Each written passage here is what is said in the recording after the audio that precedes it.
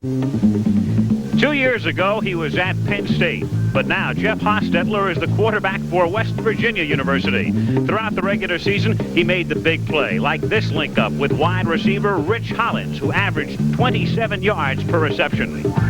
Another big reason for the Mountaineers' 9-2 season is Darryl Talley, a consensus All-America pick at linebacker. At 6'4", 225 pounds with great speed, he's already being compared with the Giants' Lawrence Taylor and spearheads the 11th best defensive unit in the country. Tonight, that defense will have its hands full in the Gator Bowl as West Virginia faces Florida State and tailback Greg Allen. Allen is just a sophomore who shares playing time with senior Ricky Williams. And one thing he knows is how to get into the end zone. He scored 1 touchdown through the air this year on this reception against East Carolina and scored 20 more on the ground to lead the nation with 126 points. As a team, Florida State is second in the country in scoring. The Mountaineers and the Seminoles tonight. ABC Sports presents live from Jacksonville, Florida, the 1982 Gator Bowl. The Mountaineers of West Virginia against the Seminoles of Florida State.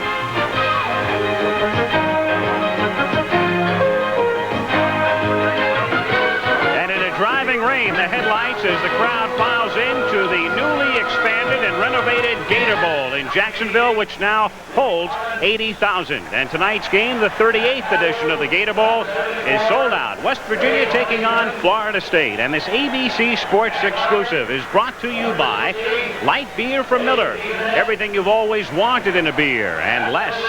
By your Bell Phone Center. It's ingenious. It's genuine Bell. It's at your Bell Phone Center. By Merrill Lynch, whose ability to guide you through the intricacies of investing makes them a breed apart. And by Chevrolet. Chevrolet is USA 1, and USA 1 is taking charge. It has been raining off and on all day in Jacksonville. A cold front passed through yesterday. 51 degrees, our game time temperature. We were in the 70s here yesterday and in the 80s Monday. The wind out of the northwest gusting at 15 miles per hour. The forecast, more rain. And right now, as you look around, the field is in decent shape. But West Virginia coming out onto the field right now figures to benefit if it continues to rain. The Mountaineers, an independent team, started the year with a big upset victory over Oklahoma in Norman. Then they beat Maryland, and Maryland went to the Aloha Bowl. They were 3-0 going into the Pitt game, led Pitt 13-0 with 11 minutes to go, and then Pitt came from behind to win. Their only other loss was to Penn State, a team that will be playing for the national championship in 2 days. 24-0 was the final there. Then West Virginia won its last 4 to finish with a mark of 9 wins and 2 losses. And here come the Seminoles of Florida State. It's an easy trip for Florida State. Tallahassee is just 166 miles from Jacksonville. So most of the folks here tonight will be rooting for Florida State, which began its season with a victory over Cincinnati. They lost to Pitt. This was a team a lot of people thought would finish at about 500 this season, but as you can see, they reeled off 7 consecutive victories. At one point this season, they had a mark of 8-1, and it looked like they might be going to the Orange Bowl, but they lost to LSU in a game in which the Tigers wound up going to Miami. The Seminoles came here, and then they closed their season with a loss to Florida in the big intra-state rivalry, 13-10. Welcome to Jacksonville, everybody. I'm Al Michaels.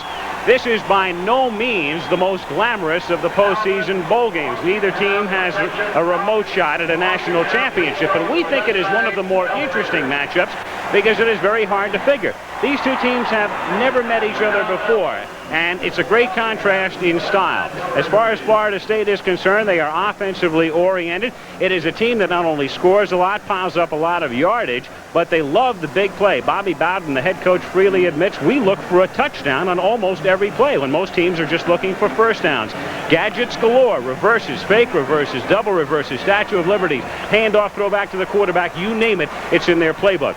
West Virginia got here basically on the strength of its defense. 11th in the nation, also a great kicking game. Paul Woodside set an NCAA mark with 28 field goals this season. Offensively, can they score enough points to win? Let's find out from Lee Grosscup. 25 years ago, the All-American quarterback at Utah. Happy silver anniversary. Thank you. Can the Mountaineers score enough points to win this game? Well, they have the man at quarterback to do it. Jeff Hostetler is a guy who stepped in this year for Oliver Luck, and he really took charge for them. Along the way, he managed to throw for about 10 touchdowns, over 1,800 yards. He ran 4 more in himself. And so he is going to be the guy who's going to be leading their offense. As you mentioned, defensively they've been strong. They have a linebacker named Darryl Talley, who some of the pro scouts feel will go in the first round. Might be the first linebacker taken in the pro draft this year. He's out of the mold of Hugh Green and Lawrence Taylor, and he really plays wall-to-wall linebacker. Well, Hostetler is the main man offensively for West Virginia. A completely different situation at Florida State. They're starting a quarterback who hasn't started the game since September. Well, they really have a quarterback tandem. They have Blair Williams, who'll be starting tonight. Kelly Lowry is the other half of that tandem. And really, whoever has the hot hand tonight is going to be the quarterback who will take charge for them. Now, at tailback, it's well established. They have a tandem. As you mentioned earlier, Greg Allen is leading the country in scoring. He's a sophomore with really superstar potential. And Ricky Williams is the senior. He's more mature. He's more dependable. He's an inside-outside runner. They also use him on draws and misdirection plays. The horse is Renegade, and there is the Florida State mascot planting the spear, as is customary before each Seminole game. At midfield, 80,000 looking on at the Gator Bowl. Florida State is a slight favorite. The Mountaineers and the Seminoles coming up from Jacksonville will have the kickoff right after this. Florida State will kick off. West Virginia winning the toss. They'll receive. Mike Rendina, who has kicked sparingly this season. He lost his job after an early season injury, gets to kick off in the Gator Bowl, and Willie Drury comes out from the 5, past the 20, and Drury still on his feet at the 29 and stopped at the 30-yard line. All right, Jeff Hostetler, who transferred from Penn State, sat out last year, had a fine season. Mickey Walzak, the fullback, he was the MVP in the Peach Bowl last year. Tom Gray is just a freshman. He starts at tailback. They have Wayne Brown starting at one wide receiver spot, the big play man Rich Hollins at the other. But Don Nealon, the West Virginia coach, said, I have 5 guys. You can put them into a dice cup and shake them all out. They're about even in ability at wide receiver. First down, West Virginia from the 30-yard line. On the first play from scrimmage, number 32, Tommy Gray, out for a gain of 2. Brian Joswiak is a sophomore. Scott Barrows is a sophomore, a young left side of the line. Then you've got senior Dave Johnson starting at center. Andre Gist had arthroscopic knee surgery in November. He's back. And Kurt Keel is perhaps their best offensive lineman, number 71. The tight end was Mark Rao. Last year, Rao a sensational season. This year, not as many catches, but still he's gotten the job done. On second down and 7, Hostetler rolling and throwing, and he finds the tight end, Rao, who takes it to the 49-yard line. Rao caught 32 this season. Last year he caught 64. Basically, they've been double-teaming him a lot this year, but he gets open here. Mark Rao, as you mentioned, now caught 61 during the regular season. Last year, he's running a simple out pattern here. Hostetler, after a little play action in the backfield, throws it out to him. The coverage there by Pat Milligan, number 19, and he spins away. He shows the extra effort and the good athletic ability that he has. On first down from the 49-yard line, this is Gray, who takes it across the 50.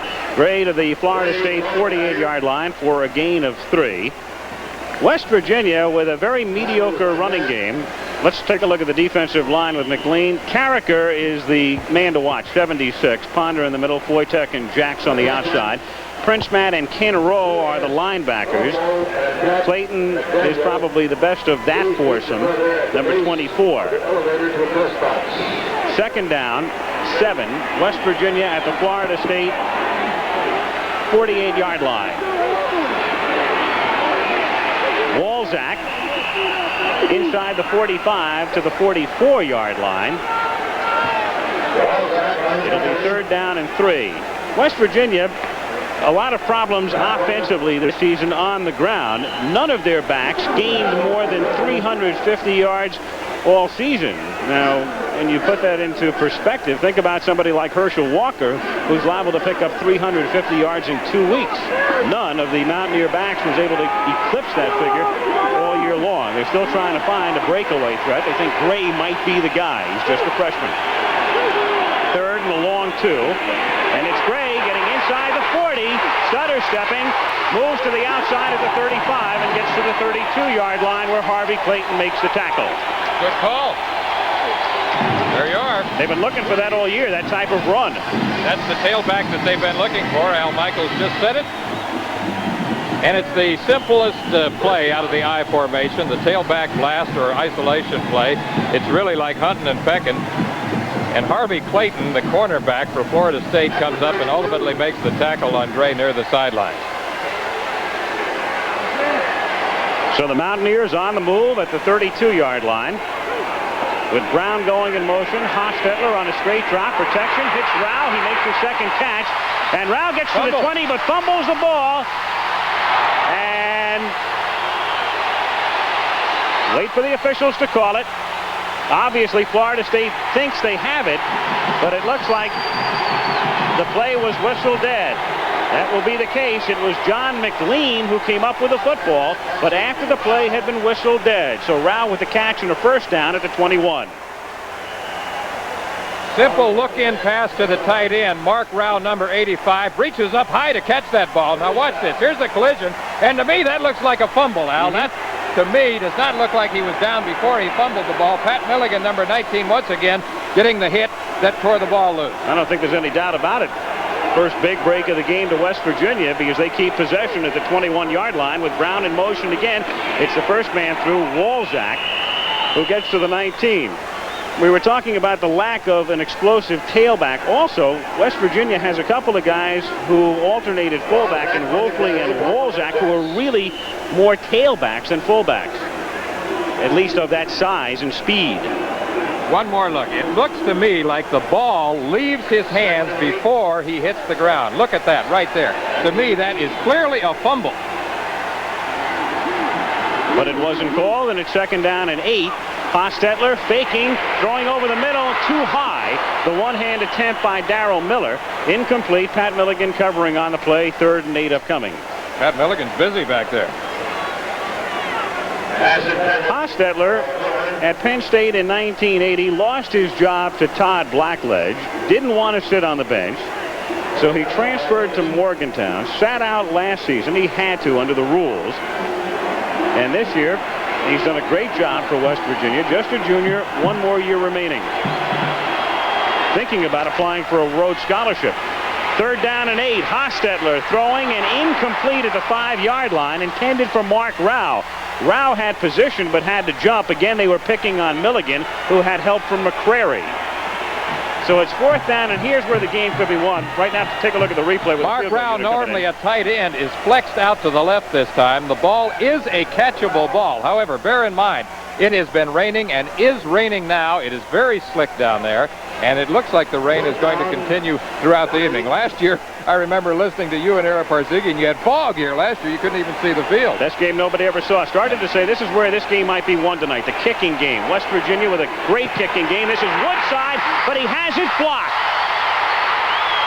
And Florida State will come up with a football near midfield. So Woodside, who set an NCAA record with 28 field goals this season, he was 28 out of 31, has it blocked by Alfonso Carricker.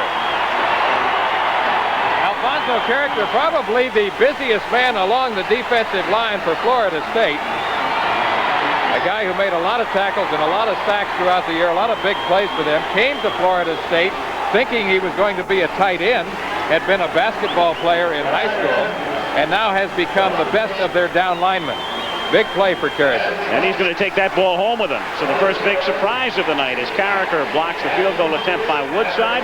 10:37 to go in the first with no score at the Gator Bowl. So a 15-yard personal foul penalty was tacked on to West Virginia. Florida State has completed a pass for a first down from the 35 to the 25. And it's 1st and 10 from the 25-yard line as Ken Burnett, the fullback, is stopped there. Darryl Talley making the tackle. Now, Blair Williams starts at quarterback. Kelly Lowry had been the starter for 9 games. Burnett, who carried the ball on the last play. You've got Ricky Williams, who'll be alternating with Greg Allen at tailback. Jesse Hester is very quick, just a sophomore. And on the other side is the freshman Hassan Jones. Second down, 10. Florida State at the West Virginia 25-yard line. Williams, who has a very strong arm, throwing over the middle. It's tipped and incomplete, intended for Tony Johnson through his hands. Hassan Jones was there backing up and nearly came up with a catch. Hassan nearly got a touchdown in back of him there. It's a gift. Had he been about 3 yards closer to the football, he would have caught it. The offensive line, Jim Thompson is a sophomore. This is a young line and not particularly big. Ricky Render, 6'4", 250. McCormick is 6'2" and 230 pounds. Jamie Dukes is big. He's 6'1" and 270. Out of the shotgun. Rolling to his left. And Williams out of bounds at the 21-yard line. Run out there by Reggie Armstead. That is the first shotgun play of the year for Florida State. They put it in specifically for the Gator Bowl. It is 4th down at the 23-yard line. So Rendina, who was hurt, lost his job to Phil Hall, comes in. He has attempted 2 field goals during the regular season, both long attempts. This one from the 30-yard line, so it's a 40-yard attempt, and it will be no good. Wide to the right and a little short, and so both teams attempt field goals, come up empty. And West Virginia will get it back. We've played 5 minutes and 41 seconds in the Gator Bowl. No score. I once rolled a log off a 100-foot waterfall, came up standing. Bowden is the head coach at Florida State. His record reflected there. And prior to going to Tallahassee, Bowden coached at West Virginia. His opposite number, Don Nealon, in his 3rd year with the Mountaineers. Before that, he'd been an assistant at Michigan and the head coach at Bowling Green. This is Gray starting this series. And he is buried at the 22-yard line. A loss of 1. Ken Rowe, the linebacker, number 38, making the stop. Interesting, Florida State lost its last 2 games, Lee, and so Bobby Bowden has done some juggling and shifting. He changed his quarterback, and he also took his leading tackler out, Tommy Young, and made him second team. Bobby said that Young had a tendency to be a fast starter and that he had faded at the end of last season and also this season. I think he just wants to fire him up. I think we're going to see Young playing tonight. Second down and 10. Hostetler, incomplete, a catchable pass. Darrell Miller had it go through his hands on the near side at the 27, so it's 3rd down and 10. Another ball that was catchable, but that shows it. The weather is definitely a factor tonight. It has been raining hard. I don't know. It seems to be following us around this year. A lot of multiple fronts. I'm telling you. Yesterday was very good for practice. It was a beautiful day here in Florida. Temperature in the 70s. Yep. Still raining. Not quite as hard as it was a few moments ago. On 3rd down and 10 from the 22. Rolling to the right is Hostetler. And his pass is incomplete out to the 34-yard line, intended for Gary Mullen. Forget that one, though. You got to figure illegal procedure right there at the very beginning. Flag down, 23.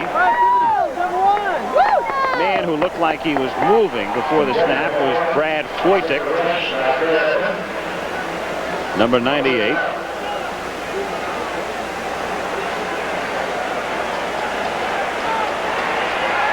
And the march off here. Referee tonight is Robert Aye. Offside. Defense. So 3rd down and 5 for West Virginia at the 28-yard line.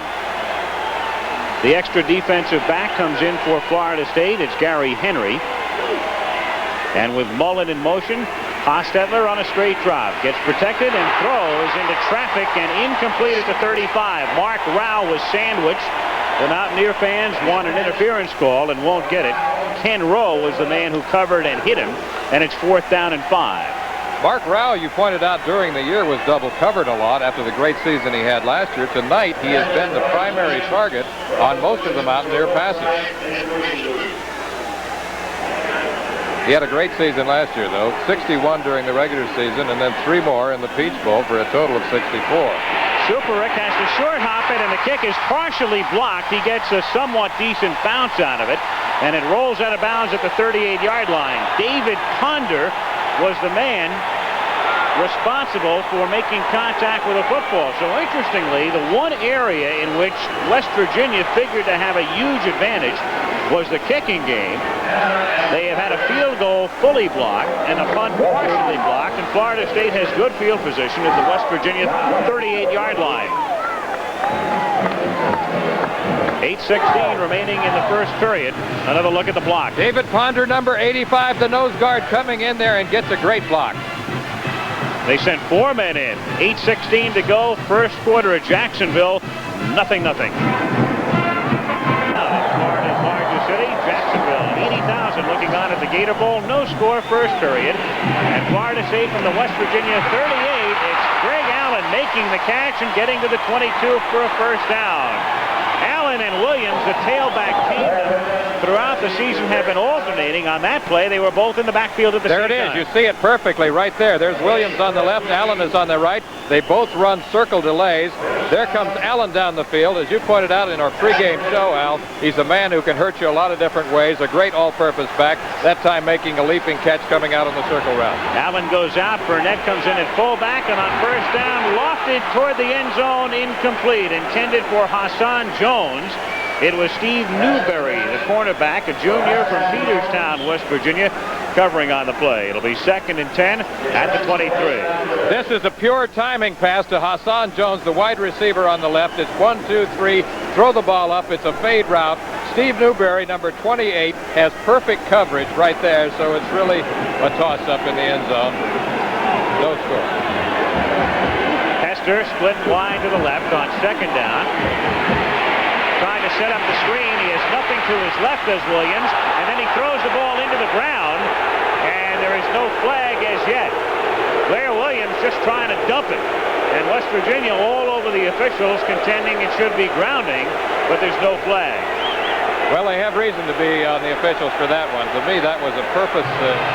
He purposely throws this ball away. He doesn't even try to act this one out. Now we have a flag that was just thrown. Straight drop back action. It looks like he's setting up the double screen. Now he finds himself in a scramble situation. He's off to the right, and that, if I have ever seen it, Al, is intentional ground. Well, I just mentioned there was a flag that was thrown fully 10 to 15 seconds after the play. Here's the call.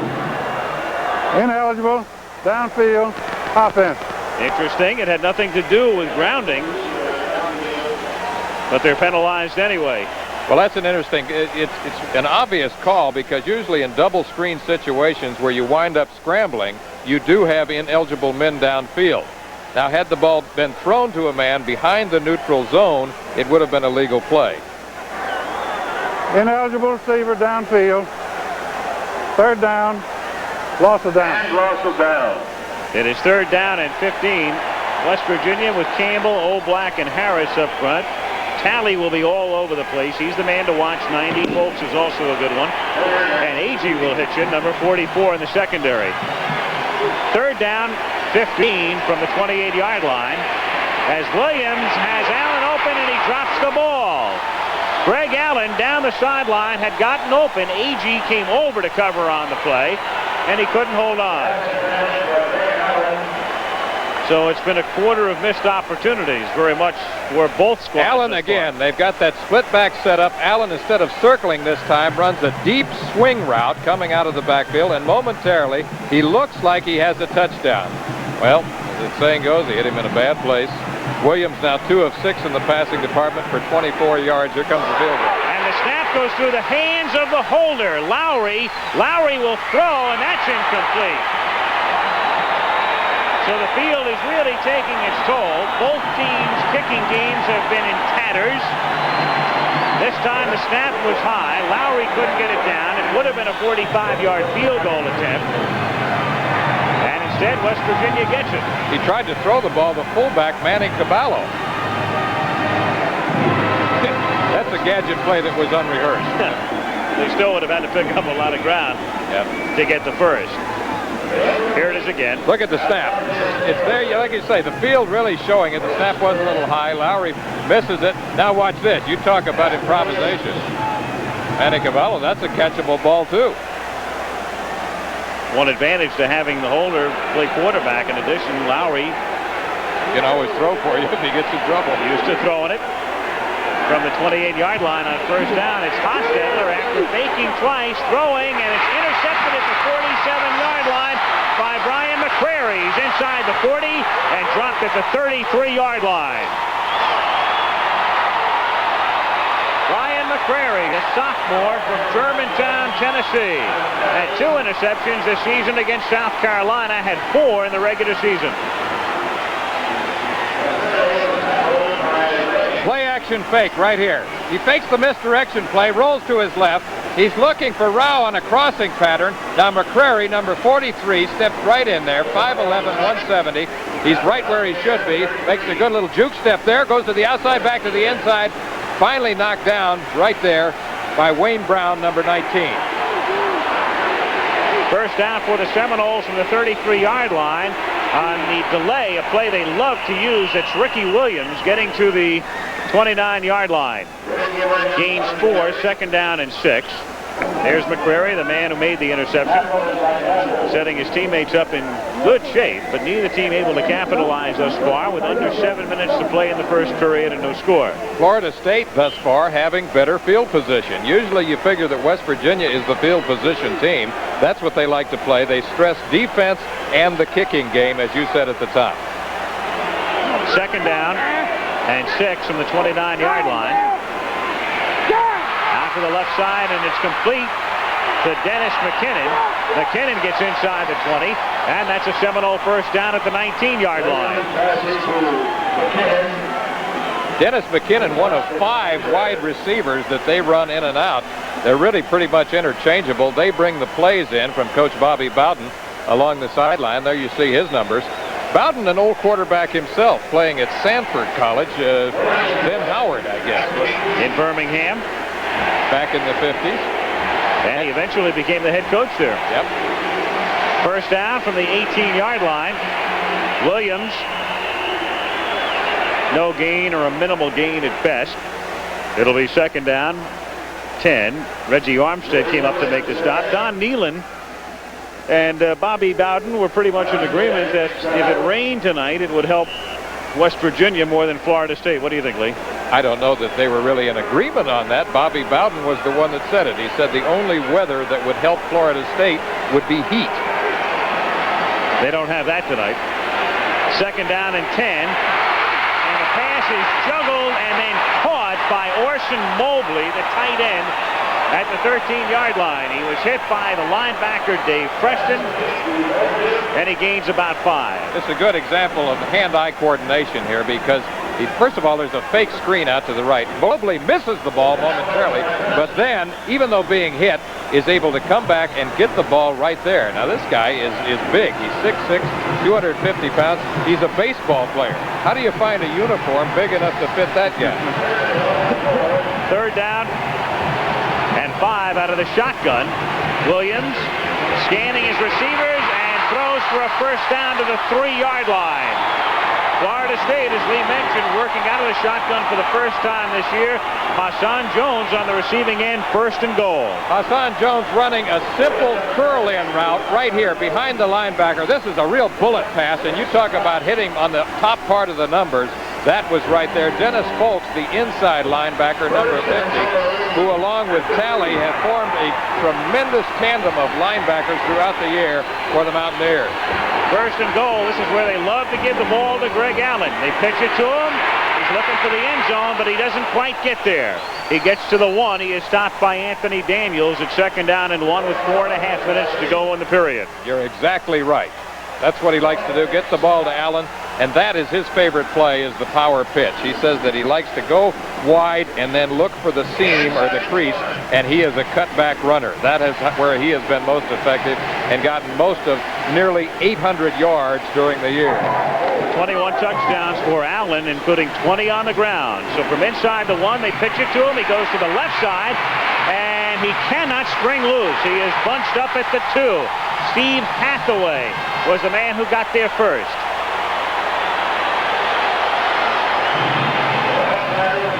Steve Hathaway Hathaway, the counterpart of Darryl Talley. He doesn't get the pub like Talley, but this guy has been busy. Watch this, how he hangs on right there. Even though Greg Allen is battling, he holds on.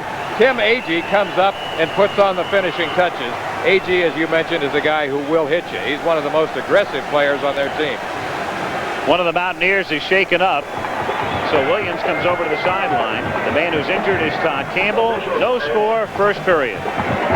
Assistants, Todd Campbell, defensive lineman, senior out of New Kensington, Pennsylvania. That would be a very big loss if he's unable to come back tonight. Rich Walters comes in to replace him, as Florida State comes up with a 3rd down and goal from the 3-yard line. First quarter, no score. Johnson is in motion. Williams to throw off the play fake, and it is batted away on a pass intended for Moat. Batted away in the corner of the end zone. I believe it was Newberry who went into the fence, number 28. The fence very, very close to the back of the end zone. Newberry made a tremendous play to save the touchdown, and he gets up and he's all right. He just saved 6. Steve Newberry really puts his body on the line here. Play action fake. Moat, the tight end on a crossing pattern, appears open there momentarily. Great effort. Philip Hall is back in to do the kicking after Rendina had attempted 2, and Hall kicks it through. So they settle for 3, getting the field goal. It was spotted at the 10. A 20-yard attempt is good. And with 3 minutes and 30 seconds remaining in the first period, Florida State is on top by a score of 3-0. So the kicking game has indeed made a difference to this point, but it's been just the opposite of what you might expect. Everything is pretty much opposite of what was forecast.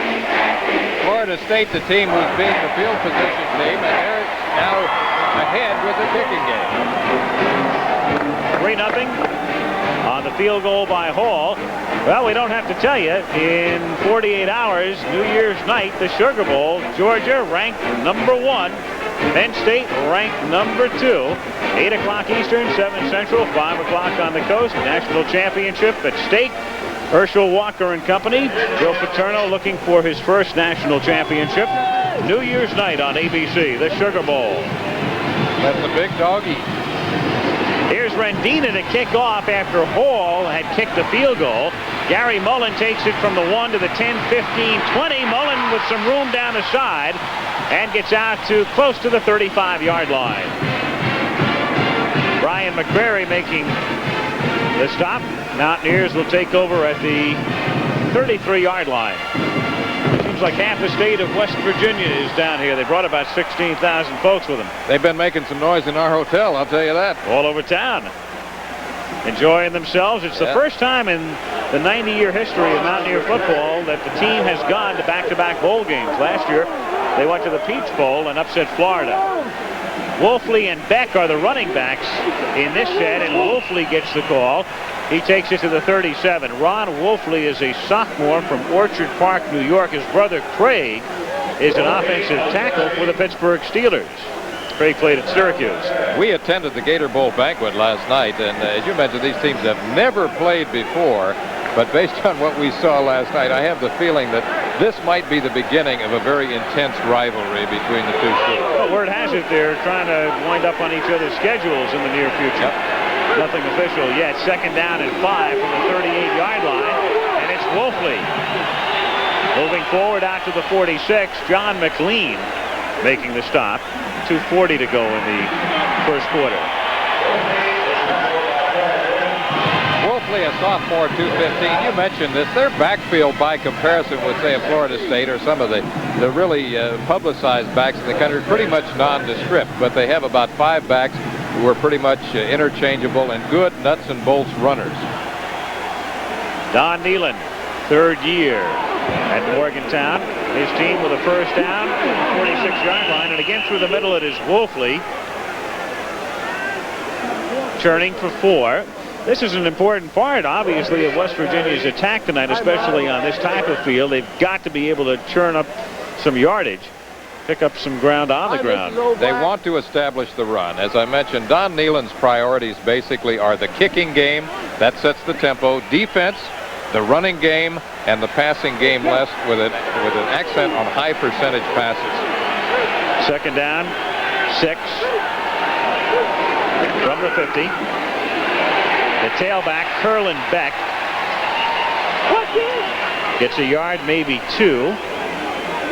Beck was the only back for the Mountaineers this season to rush for over 100 yards in one game. He went for 102 against East Carolina. It's third down and 5 from just inside the 49-yard line. Hostetler's favorite target so far in these passing situations has been his tight end, Mark Rao. Let's see if he goes upstairs again.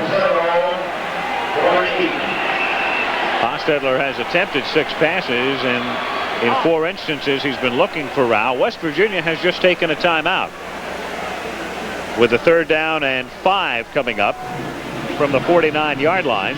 1 minute and 9 seconds remaining in the first quarter. Bobby Bowden, Don Nehlen, both former quarterbacks. Now, Don Nehlen was a split T quarterback at Bowling Green. His senior year of football was the same as mine, 1958. He has been very influenced through the years by Bo Schembechler. Bo was the line coach at Bowling Green back in 1956. Later, he worked under Bo at Michigan, and his philosophy is very much like that of Bo Schembechler. Nehlen was the head coach at Bowling Green for 9 years. Don was telling us yesterday, he said, I had a lot of success up there, but every New Year's Day, I'd sit at home and I'd watch all of the big bowls on television. And finally I said, hey, look, somewhere down the line, I've got to look for a major college job. So he went with Schembechler as an assistant, then got the chance to go to West Virginia. Well, he's not quite to New Year's Day yet, but he's close. Of course, this year, Bowling Green went to the California Bowl. That's right, at Fresno. And Bobby Bowden, who took his team to the Orange Bowl in both 1980 and 81. Third down, 5, West Virginia from the 49-yard line. Hostetler slipping as he begins the roll, but looking for the first down and getting it, and he gets crushed at the 40-yard line, but he's picked up the first. Rowe and McLean made the stop, and Hostetler, as Lee mentioned, can run. That's why they're very excited about this young man, Jeff Hostetler. He's 6'3", 212 pounds. He has 4.7 speed in the 40-yard dash, which is certainly more than adequate. He works out. He bench presses about 380 pounds, so he's big, he's strong, he's quick, he's pretty mobile. He can throw on the move if he has to. He really has shown that he can pretty much do all the things that a quarterback has to do, along with coming up with the big plays. On first down from the 39-yard line, it's Beck through the middle. He gets to the 35. You saw the figures for the quarterback Hostetler rushing and his average of just 1.2, but oftentimes those numbers can be very deceiving because they include the times you're sacked. The numbers are misleading because of the sacks. Actually, if you took those sacks away, he would have a very respectable rushing average. He had 4 touchdowns on the year, and his longest run for a touchdown was 24 yards, which is pretty good. The clock is running with 10 seconds to play in the period. It is second down and 5 from the 35. And they do get the playoff before time expires, and Beck gets nowhere. Half a yard, maybe 1. Gets to the 34. It'll be third down and 5. Young and Ponder in on the stop. And time has run out. According to the scoreboard clock, it has run out. The referee signaled that the ball was ready for play, and then all of a sudden the clock operator said, hold it. And he does. So the first period is gone. We played 15 at Jacksonville before 80,000 at the Gator Bowl. Florida State 3 and West Virginia nothing. West Virginia nothing at the Gator Bowl. Al Michaels with Lee Groscup as we start the second quarter. West Virginia third down and 6 at the Florida State 35-yard line. The freshman Gray takes the ball to the 32. Ken Rowe, the linebacker, number 38, making the tackle. So it will be fourth down and 3. Now here's a situation where oftentimes you would see Woodside, their field goal kicker, coming in for sure, even though it would be a 49-yard attempt. The field is wet, and after some hesitation, they will still apparently send in the field goal unit. No, they're going to go with a punting unit. It's Superick instead. So again, here's where the field is playing a part in tonight's game. Instead of going for the field goal, perhaps on a dry surface, they'll try to pin him deep with a punt. Florida State, meanwhile, does not send anybody back deep. And, in fact, they take a timeout. Apparently, they did not have the right amount of people on the field. The only reason I can think of in a situation like this to take a timeout. And meanwhile, with Florida State taking the timeout, Nealon has just changed his mind, and Woodside comes in to attempt the field goal. This has been a strange night. Oh, very. Oh, boy. The longest field goal this season for Woodside was a 45-yarder against Syracuse. He was 5 of 8, as you can see, from 40 and beyond. NCAA record, 28 field goals in 31 attempts. Some of you saw that Pitt game in October. He just missed on a 52-yarder at the end that would have tied the game. They'll spot it at the 38. So it's a 48-yard attempt. AG spots it down, and the kick is long enough, and it is good. It's there. Got legs. Oh, boy. So go figure that. West Virginia sends in the punting unit. Florida State takes a timeout. Nealon says, no, I'll go for 3 instead, and he cashes in. Reverse strategy. This is perfect form right here. You see that he really gets the leg into it. The timing is there. The hold is down. The laces toward the goalpost, and he roots it right up to the shoot. 14-14 to go in the half. Tied 3-3. Who just kicked that field goal twice this season. He's kicked 4 in a game. 4 times he's kicked either 2 or 3 in a game, putting it in the air here. It's Billy Allen from the 5 to the 10, 15. Allen cutting back out to the 25 and trying to turn the corner. Allen gets to the 40. He's into West Virginia territory. He gets by Woodside, and Allen goes all the way. Billy Allen for the touchdown.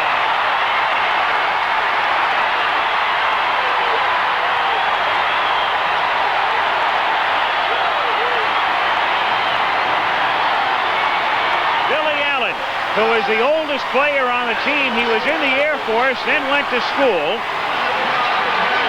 Back to receive at the 5-yard line, takes it 95, and Florida State leads it 9-3. This is a planned play. Remember, this is return middle. Now what Allen does right there is make a cut to his right. Now watch this. He cuts back to the outside. He's a big guy, 6 foot, 202 pounds from Cleveland, Ohio, just a sophomore. As Al told you in the Air Force, 95 yards on that return. And the kick by Hall is good with 13:54 to go in the first half. So there he is, Billy Allen, just a sophomore from Cleveland, Ohio. He's 24 years old.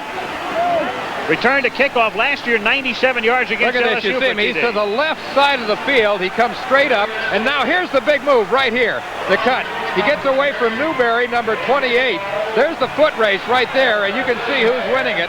The last man, the kicker, has a shot at him. He passes him by. He passes by number 59, Scott Dixon, and then it's a foot race into the end zone for that 95-yard return. Is that a Gator Bowl record? We better get into the book. 10-3, Florida State on top. Early in the second quarter, it is indeed a Gator Bowl record. Longest run back. So Billy Allen, who is no relation to Greg, gives Florida State the lead by 7.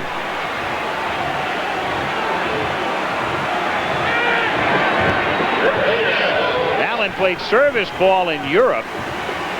He was in the Air Force, and it was there. Bobby Bowden was speaking at a clinic in 1980 when Allen caught his eye.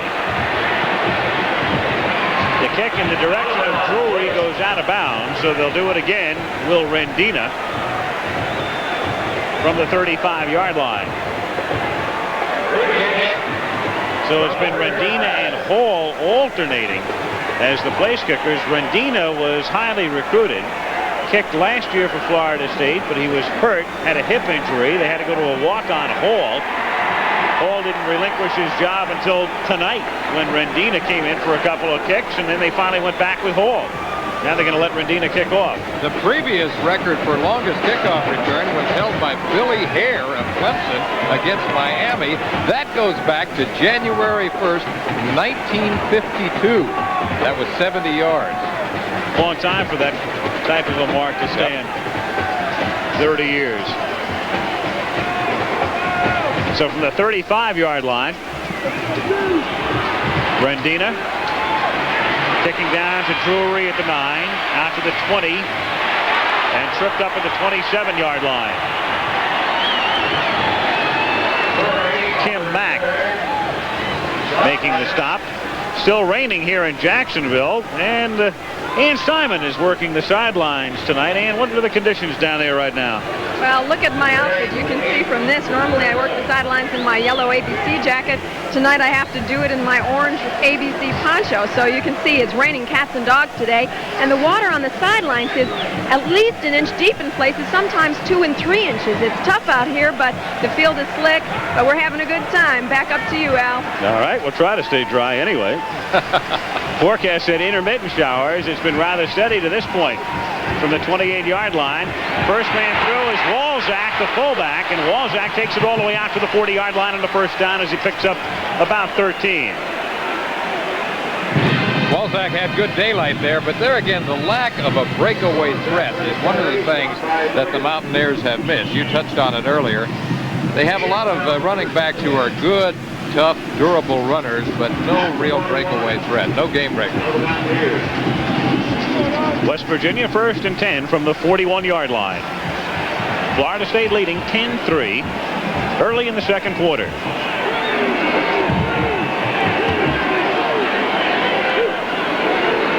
Hostetler handing it off to Walzak.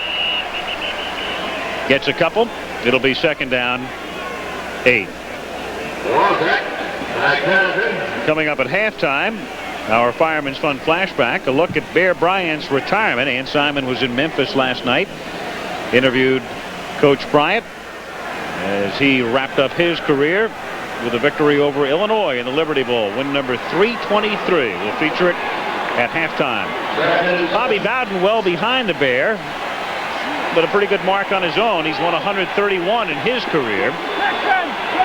Watching his team on defense, second down and 7. From the 44, they pitch it to Gray. The freshman looks for some room inside and finds nothing at all. Alfonso Carricker was the first man with contact. It'll be third down and 7 at the 44. Again, we come up to an obvious third and passing situation. And so far tonight, Jeff Hostetler has been looking consistently toward his tight end, Mark Rao. His big play man, of course, during the year has been his wide receiver, number 88, Rich Hollins, who has better than 27 yards per catch.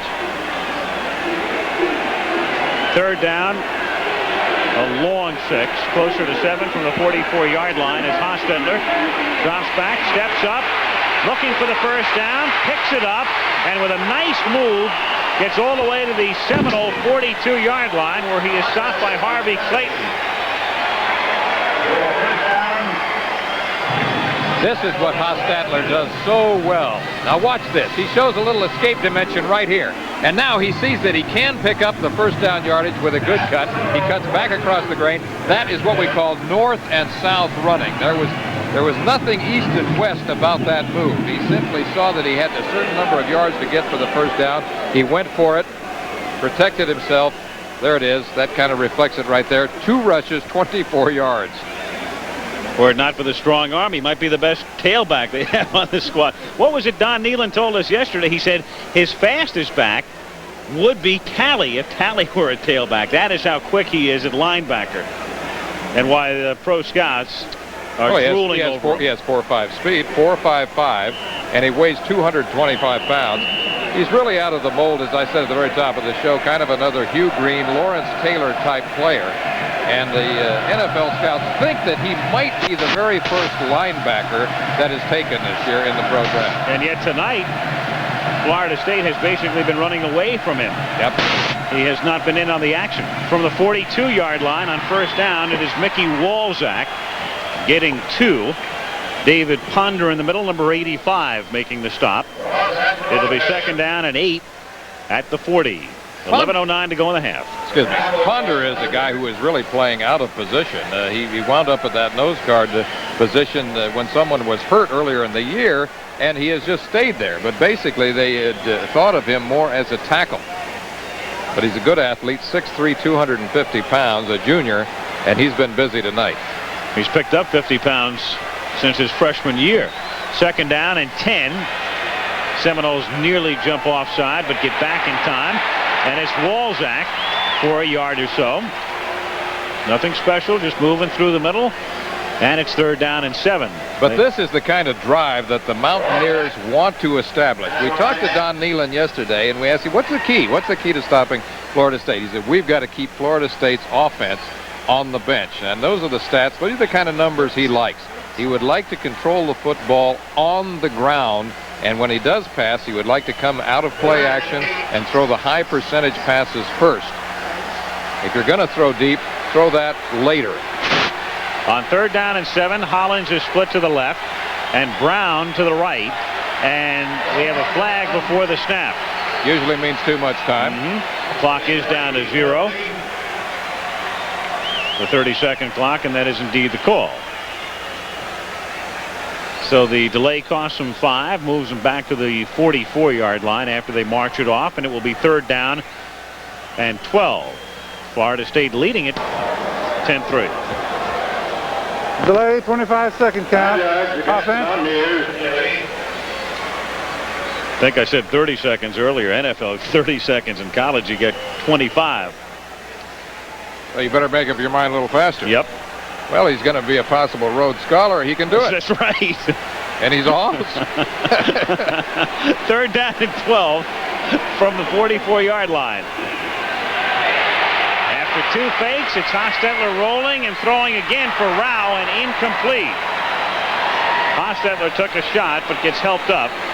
Ran that play before without much success. Taking the misdirection. Wojtek was the man who nailed him. And now they're out of field goal range on 4th down. Hostetler is just 2 out of 8 thus far for 28 yards. So Nealon has been able to establish that ground game that he wanted. A tremendous difference in rushing yardage. But Hostetler doing nothing through the air, and the kicking game has not done its job in particularly stellar fashion. Pretty nondescript. Yep. Super X kick. That one was nearly blocked, but he gets it away. And it's fielded at the 12-yard line by Cedric Jones. Down at the 13. We also have a penalty flag down. Marker down at the 45-yard line. Tommy Young came flying in that time. Young nearly blocking the kick, and it could very well be running into the kicker. So that could change the complexion. Florida State is indicating we'll have an offside call. Offside, defense, decline. Okay. No running into the kicker. 36-yard punt. It stands. It's declined. Have another look now. Let's watch Tommy Young running through here. He's coming right up the chute, and he nearly blocks that ball. If he had been a little bit more to his left, he would have been there. 9:13 to go in the first half. Seminoles leading 10-3 with 9:13 to go in the first half. And on first down from the 13-yard line through the middle, Ricky Williams, number 44. Gain of about 3. Bobby Bowden likes to replace whole units, and he has done so here. He has taken out what would normally be his first unit offensive line and replaced the 5 men up front, the 5 interior linemen, with a second unit. The entire offensive line comes out. They have young offensive linemen for the most part. 2nd down, 7 from the 16. Short drop by Williams. Throws to Johnson, who makes the catch at the 21-yard line. Shy of a first down by 2. And a marker is down at the 18-yard line.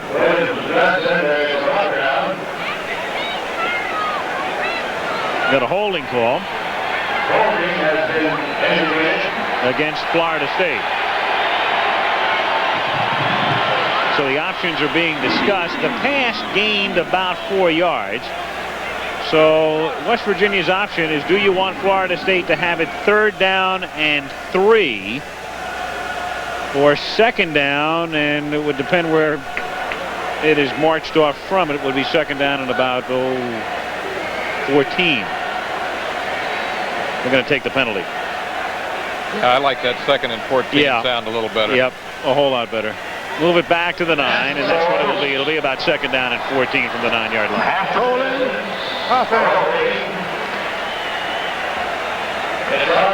However, that is not something that scares the Seminoles. They are a team who will put the ball up from most any place on the field.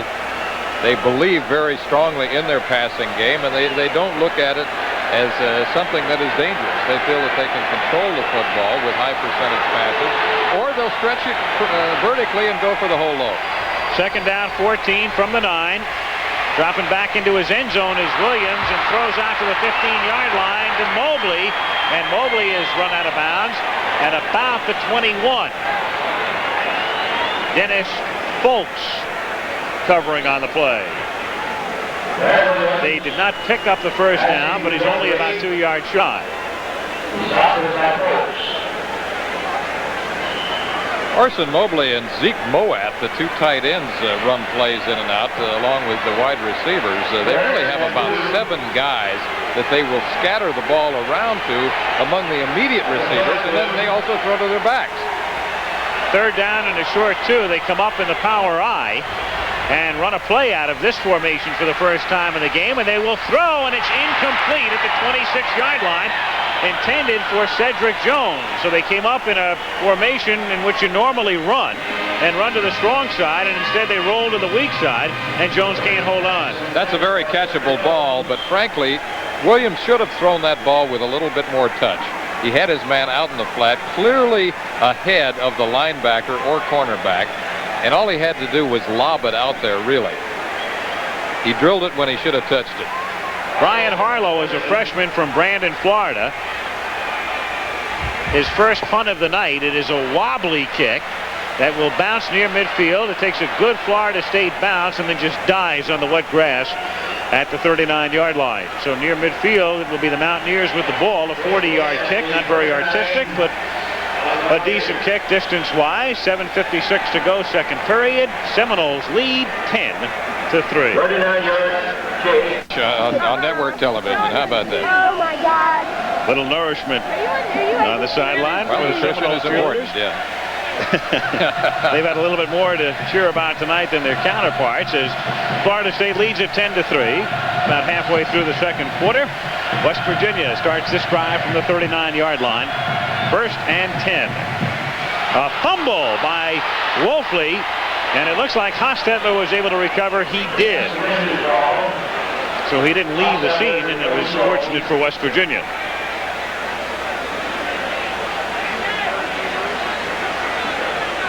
Loss of 3. However, that wastes a down, and now they come up in an obvious pass situation, and this is a very important time for them right now. They're trailing 10-3 in the football game, and they want to get something established. They really haven't had a drive with any great continuity as yet. 2nd down, call it 12 from the 37. Fake the draw. Good protection, then it's deflected and intercepted at the 50-yard line. Juggled by McCrary, and he comes down with the ball, and that's his 2nd interception tonight. Brian McCrary on a pass intended for Gary Mullen. So McCrary, who picked off 4 in Florida State's 11 games during the regular season, has a pair in the first half. He fakes the sprint draw. Hostetler sets up behind his tackle. Now what happens is his receiver falls down right there.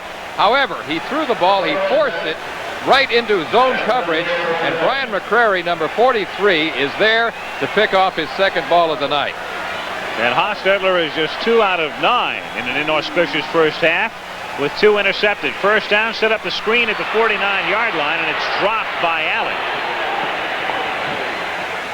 He would have been buried anyway.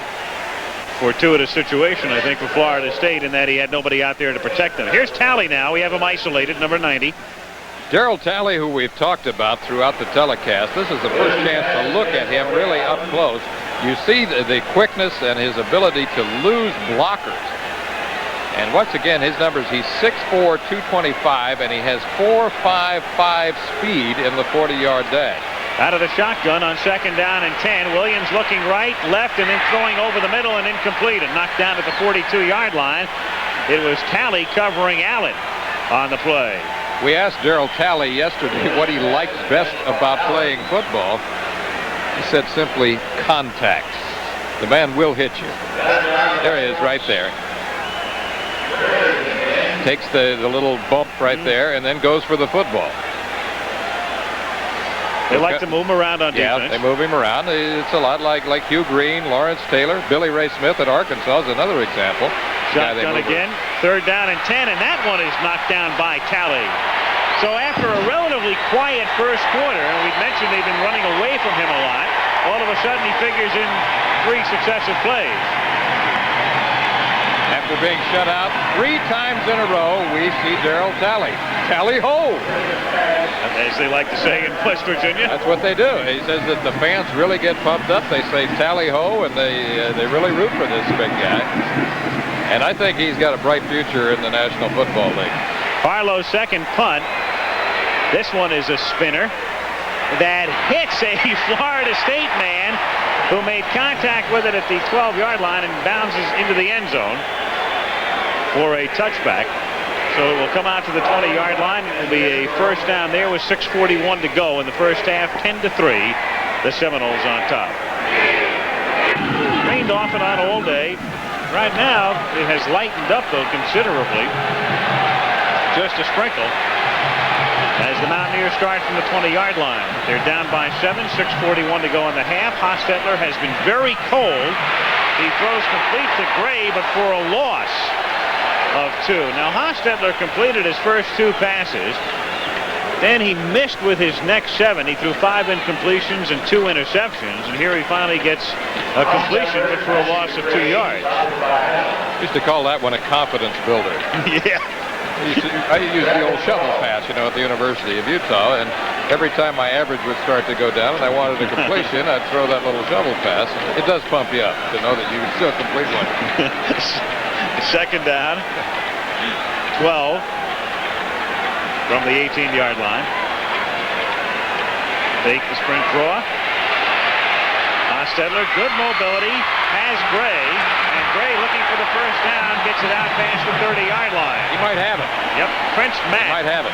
The linebacker, number 48, made the stop. So 2 straight to Gray, and this one should net the first.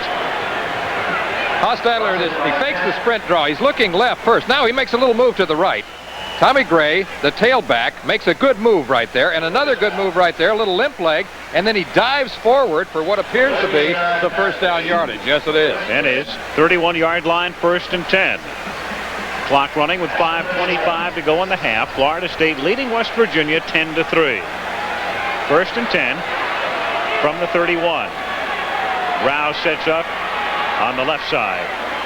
They give it to Gray through the middle. Out to the 36-yard line, a gain of 5 for the freshman from Somerville, New Jersey. Gray made his first start about mid-season against Boston College, after they've been going for the most part with Curlin Beck at tailback. Beck has played sparingly tonight. As you can see right there, West Virginia with double the Florida State total in terms of yardage, but down by a touchdown.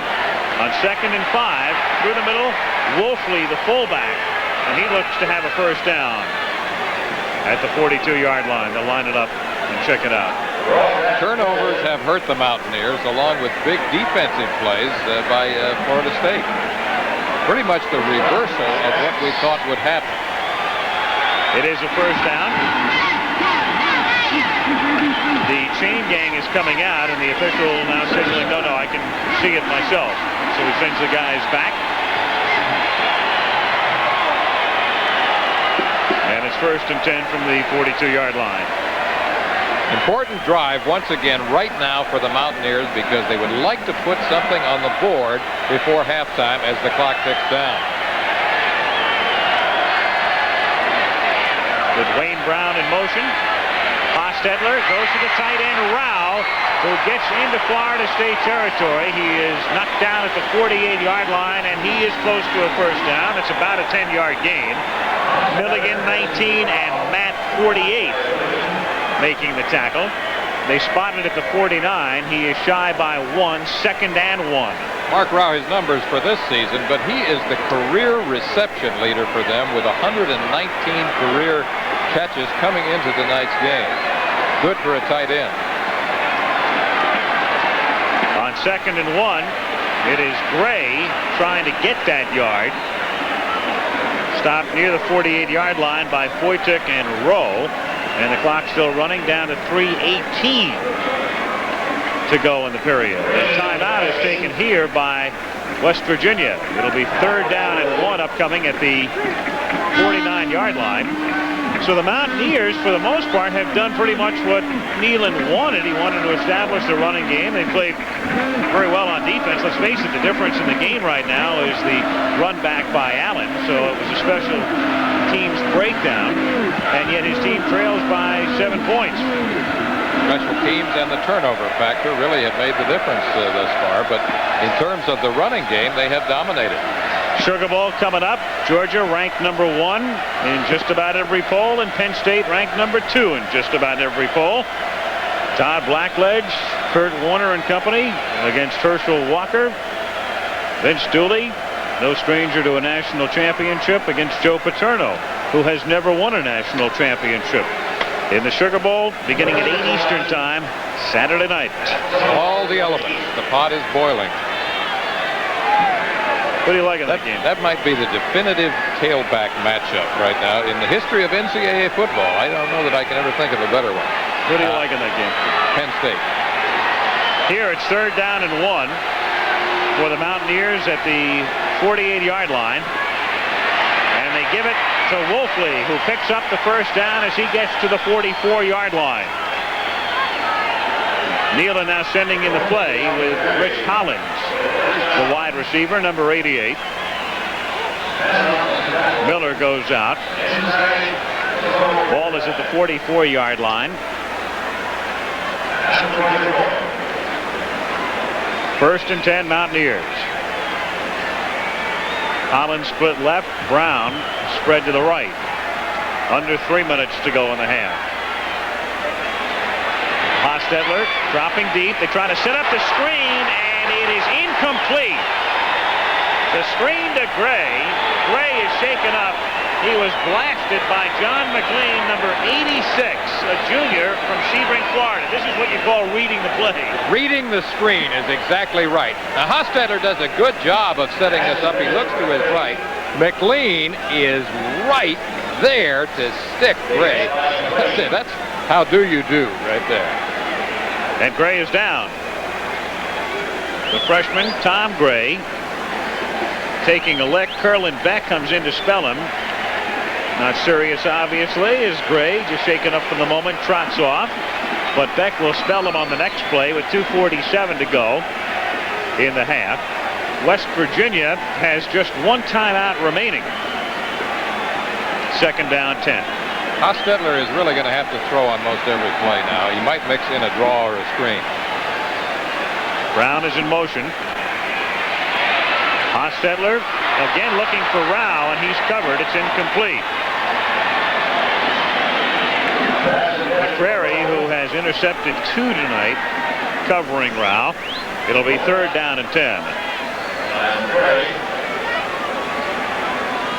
Well, we haven't seen him go to their big play man, Hollins, as yet.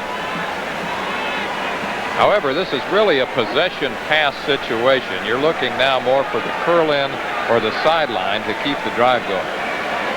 Hollins isn't even in at the moment. They have Brown split to the right, and Drury is in, the other wide out, bottom of the screen, number 48. 3rd and 10 from the 44-yard line.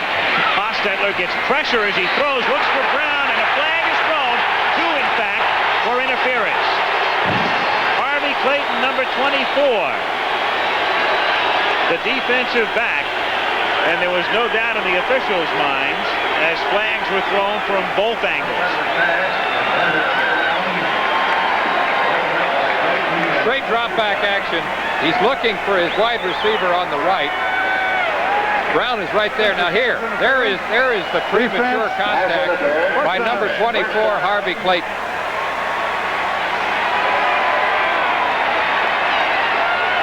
No argument about that one. There have been so many questionable interference calls in NCAA football in 1982. That one was not among them.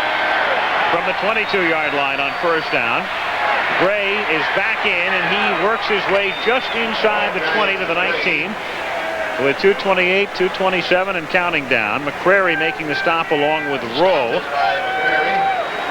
And it will be second down, about 7.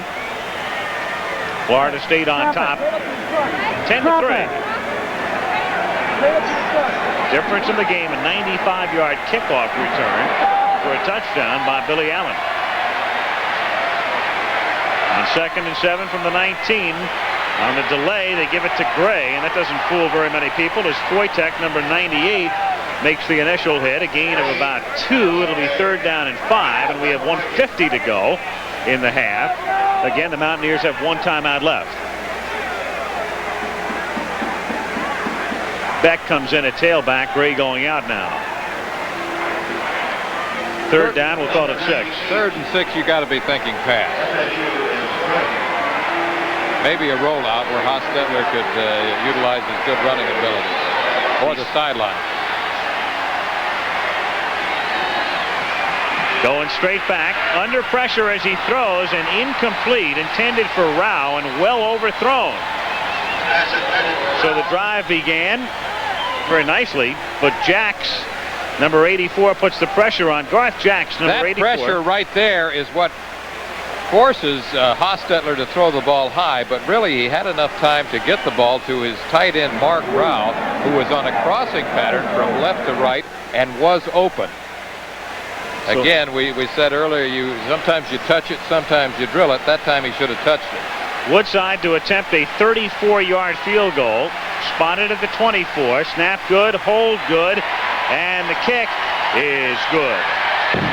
So Paul Woodside, who kicked 28 to set an NCAA mark during the regular season in the 11 games, has kicked 2 tonight. He's had 1 block.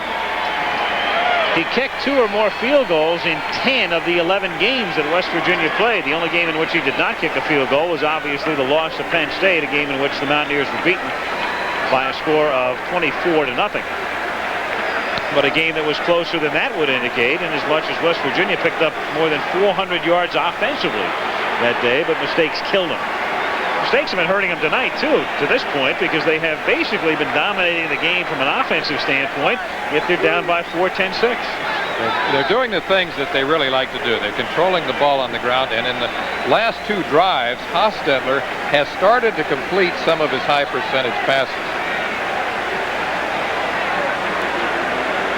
Woodside to kick off. And Billy Allen will be the man in the middle. Allen running back Woodside's last kickoff, 95 yards. Allen, number 31. He's flanked by Cedric Jones on the near side, and they want nothing to do with Allen here. Covering up the ball at the 26-yard line is Jeff Bowden. That's Bobby's son, number 88, who plays on the special teams for Florida State. Bobby's got a few kids, doesn't he? He's got, I believe, 6 children. 6, yeah. And Mountaineer influence there, too. Bobby, the head coach at West Virginia between 70 and 75. I believe 3 or 4 of his children graduated or are going to school at West Virginia. First and 10, Florida State. And a double reverse as Hassan Jones will throw off the double reverse, and it is incomplete. Tony Johnson, the intended receiver. So some trickery and deceit, but it got him nowhere. You said it at the very top. This is a team, they call it a smorgasbord offense because they'll show you a little bit of everything. Gadget play, pitch out, reverse, now the reverse pass. Hassan Jones, number 3, looking for Johnson. Tony Johnson, number 82, who's probably been the most dependable receiver for the Noles this season. It'll be second down. 10 from the 26-yard line. Florida State has 2 timeouts remaining. Dave Oblak was shaken up on that last play.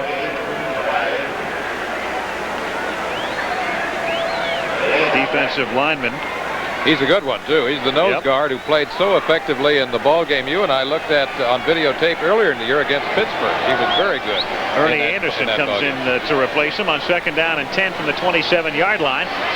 Pitch it to Greg Allen, who gets out past the 35, the 40, and all the way to the 43-yard line goes the sophomore, where Folks and Hathaway converge on the tackle, and the clock momentarily stopped on the 1st down with 55 seconds to play in the half. Surprise play, but a good gainer by Greg Allen. We talked about it earlier. That's his favorite play. It's the definitive play out of the I formation along with the blast, power pitch, or student body right. We've seen USC run it a million times, and he just finds that seam and goes for it. On 1st down, Williams off the fake, throwing and incomplete, intended for Tony Johnson. Johnson looked like Tony kept his eye on it to the last moment, but the ball just seemed to float as it reached his hands, and he couldn't hold on with 38 seconds to go in the half. Well, once again, the footing and the slippery ball has been a factor tonight. Now watch it as he goes up here. His footing does not seem particularly secure. And there, as the ball makes contact with his hands, he is not able to hold on. Tim Agee, of course, is an intimidating factor there in the secondary for the Mountaineers. He has been all year. Just a tiny bit of mistiming, too. It looked like he jumped just a split second too soon. Allen inside the 30. The 25 gets to the 20, or gets to the 42-yard line. So Allen finding room over the left side, getting into West Virginia territory. 30 seconds remaining in the 1st half. The clock momentarily stopped now for the 1st down, and they will stop it with a timeout to discuss what they want to do in the ensuing half minute. Greg Allen, as we talked about, is a sophomore with superstar potential. Now, he burst on the scene last season as a freshman, and in a game against West Carolina, he rushed for over 300 yards. He set an individual game record for a freshman, and in that game he got over 400 all-purpose yards, which was another mark for a freshman. So he really came on strong in his freshman year. 322 yards rushing and a total of 417 yards all-purpose in that particular contest. That was coming after a very impressive starting debut against LSU. Yep. Prior to that, in which he had gained more than 200 on the ground. So they're talking about Allen in terms of pumping him up for All-America maybe next year as a junior, and thinking ahead, if he has a good year next year, they'll start pumping him for the Heisman. Yep. Rain has just about stopped, but the rain gear still protecting the equipment and the anatomies of most of the 80,000 here. 30 seconds left. They got to put it up. They're in the gun. From the 43-yard line, Williams escaping from the pressure and then throwing into a lot of traffic and incomplete at the 25-yard line. Intended for Hassan Jones, and a penalty flag is down. Anthony Daniels covering on the play, and let's see about the call. Obviously interference. Is it offense or defense? Against the Mountaineers.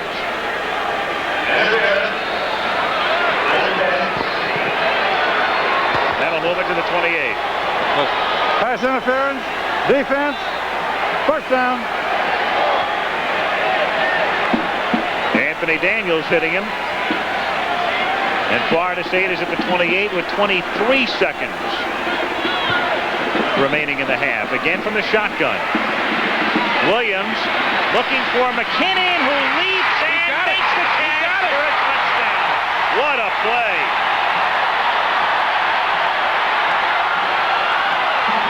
Blair Williams to Dennis McKinnon, number 6. McKinnon on a depth chart would be listed as 3rd team, but Bowden saying earlier he had 5 receivers, all very good. McKinnon might be number 5, but he's number 1 in Tallahassee at the moment. Number 1 in your hearts, right there. Dennis McKinnon. Whoa, boy. Great catch.